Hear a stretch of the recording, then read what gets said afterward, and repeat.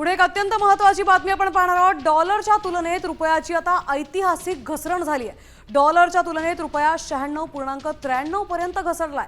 सलग 13 दिवसांपासून रुपयाची घसरण पाहायला मिळते आहे, तर भारतीय चलनानं आता नीचांकी पातळी गाठली आहे। सकाळ समूहाचे मुख्य संचालक आपल्या सोबत आहेत, निलेश खरे सर सोबत आहेत।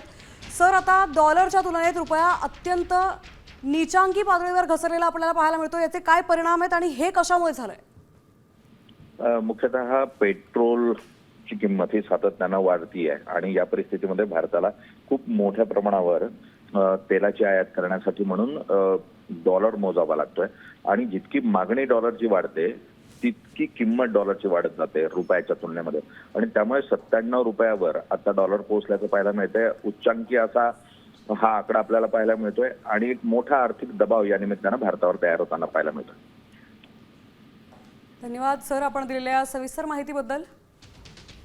डॉलरच्या तुलनेत आता रुपया 96.93 पर्यंत घसरलेला आपण पाहतोय। सामान्यांच्या खिशावर याचा परिणाम होण्याची ही दाट शक्यता आहे।